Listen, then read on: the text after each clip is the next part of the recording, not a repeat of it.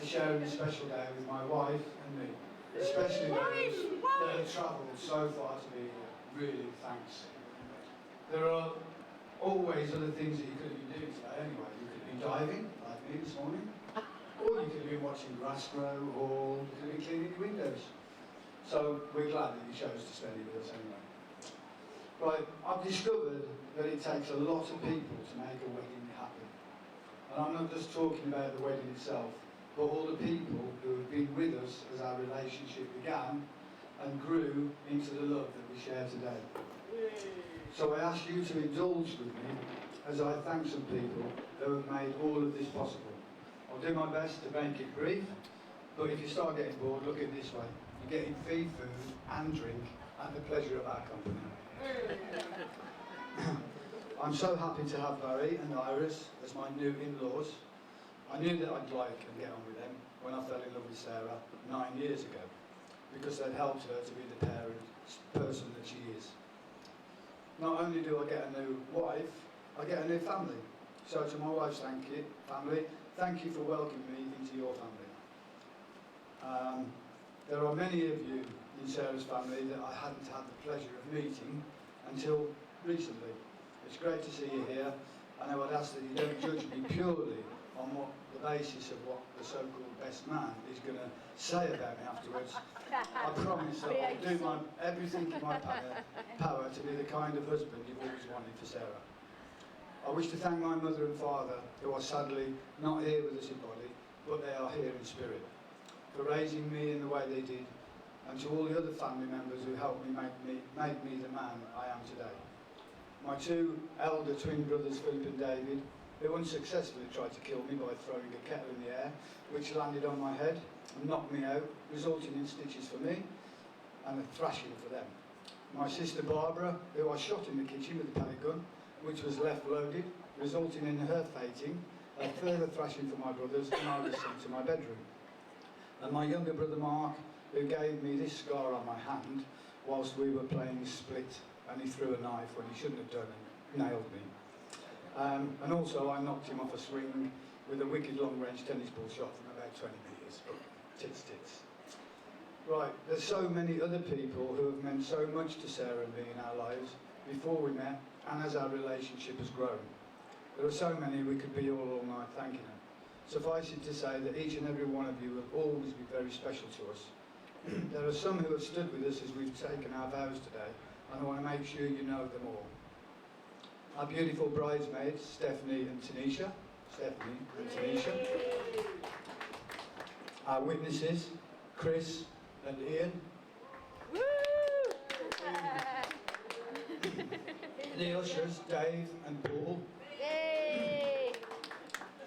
Anita, who has made a wonderful cake. Lots and lots and lots and lots of cakes she's made. And also Levent from Bonsai Flowers, who did all of the flower arrangements, which I think you'll agree were absolutely fantastic. Well, that brings me to the end of my speech, and I have one last person to thank. Unlucky. And that is my beautiful bride, Sarah, who you will agree looked so stunning in a wedding dress walking down. I thought my heart was going to stop, just watching. Oh, filling up again. But I feel so blessed, so privileged that you agreed to marry me at last, after the 9th time of asking. I love you more than words can express, and I look forward to spending the rest of my life with you. I love you, not for what you are, but for what I am when I'm with you. So, firstly, I'd like to offer a toast to my new bride, Sarah. Please be upstanding, Sarah. Tears coming down. Shut up. Thanks, please raise your glasses. Yes. I give you Sarah, my new bride. Sarah. Sammy. Secondly, I'd like to propose a toast. Please remain standing. To the beautiful and lovely bridesmaids, Stephanie and Tanisha. Cheers. Nearly finished, guys.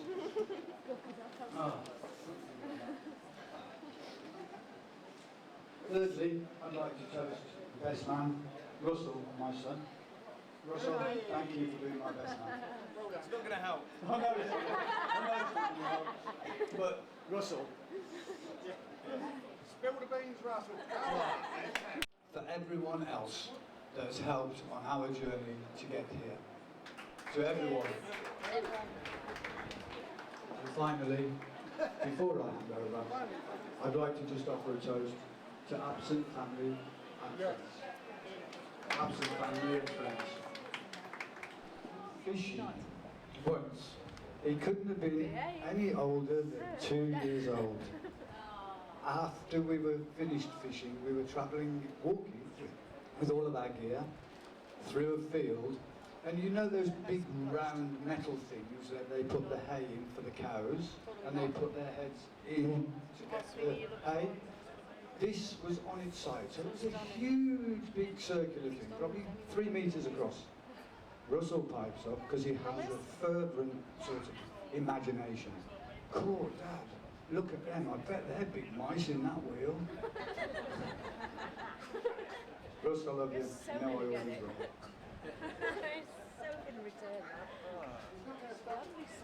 It's not going to stop him, no. Right. Hello everyone.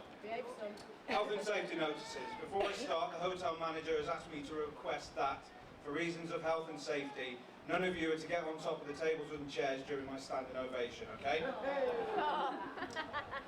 Ralf told me to be amusing and dazzle with my wit. I'm not that funny, so I'll dazzle you with the light reflecting off my head.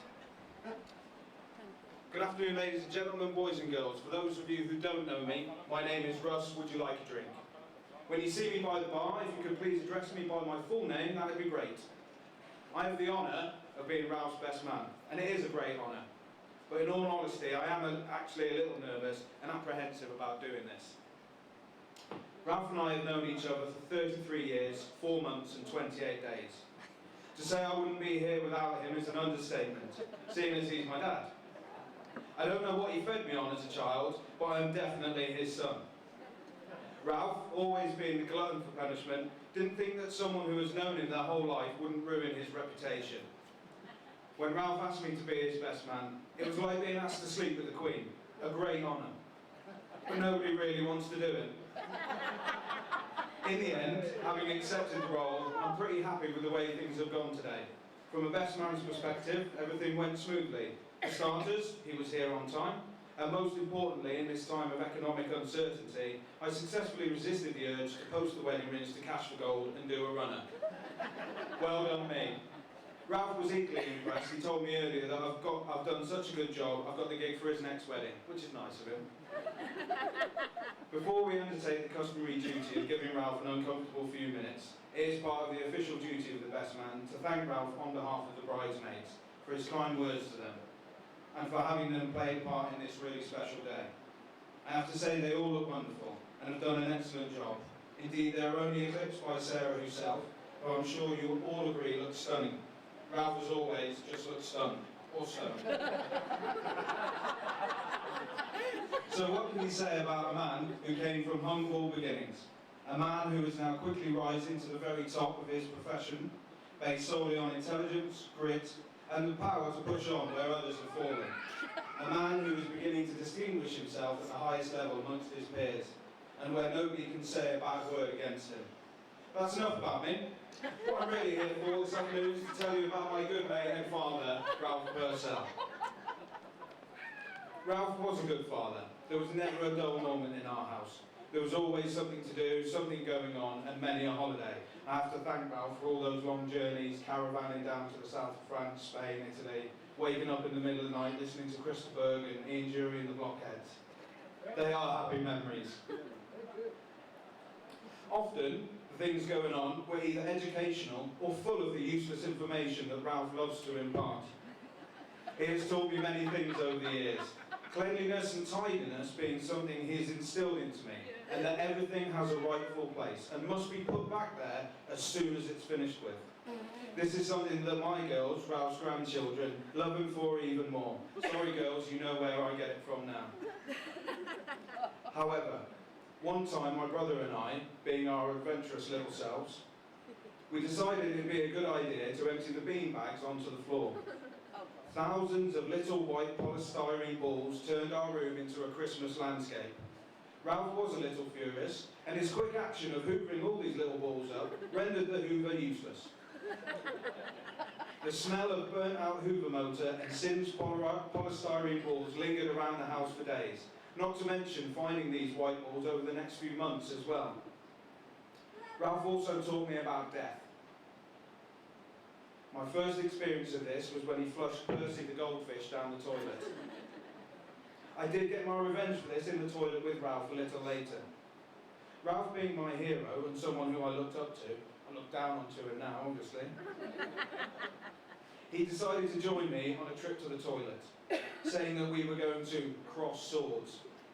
I felt like it was a manly thing to do, so I was happy to go along with this. Now, I was only young, and I don't think that Ralf had remembered I had a slight problem going to the toilet. Due to this problem, I proceeded to miss the toilet and covered Ralph's Strauber's legs in my wig. That'll teach him flushing away Percy. As I said, Ralf has taught me many things, from fishing, scuba diving, camping, the love of nature and the natural world. He certainly hasn't taught me how to drink. I can still remember as a boy having to go to the sergeant's mess to pick Ralf up with my mum after a drinking session. I can still visualise this rubber man wobbling his way to the car and being helped into the seat. He was sick out the window, and at the traffic lights decided that that was a good time to clean up this sick, and was hanging out the window and we had to pull him back in. We managed to get him home and safely into bed. Now, as I mentioned, Ralf was a good dad, and we were often given the best toys. One of these toys was a mini snooker table, to hopefully turn us into the next Steve Davis. After finishing our game, my brother and I tied it up as was expected, and we went to eat our tea, with Ralf snoring away, sleeping off his little drink. The next thing we hear is a massive crash bang and some words from the Advanced Army Handbook of Swearing. Ralf was lying on the floor naked near the toilet with a snooker table underneath him. It looked like Ralf was having a private snooker game and trying to pot his own balls. All I know is the bottom left pocket of the snooker table was never the same again. We are here today, now that you've moved into married life, Ralf. You are very lucky. You leave here today gaining a partner who is warm, loving, caring, funny, and who radiates kindness wherever she goes. And Sarah, you are lucky too. You leave here having gained a beautiful dress and some flowers.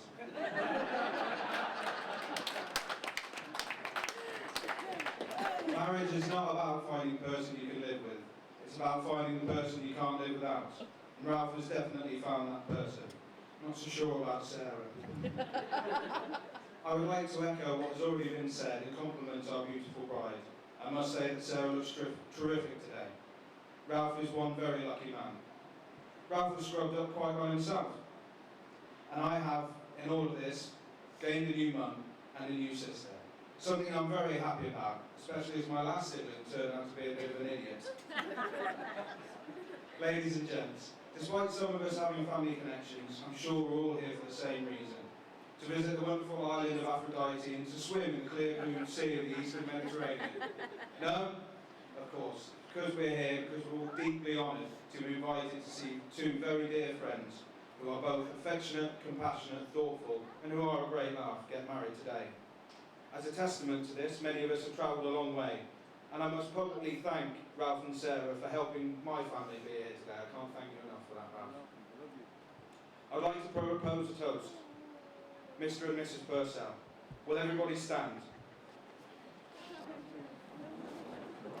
Raise your glass to Mr. and Mrs. Purcell. Thank you very much.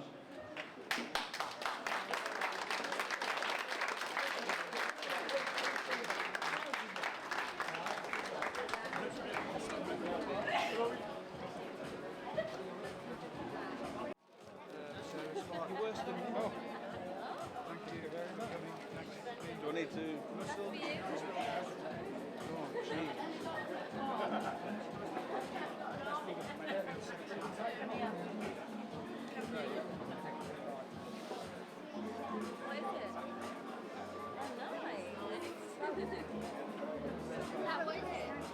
A watch, darling.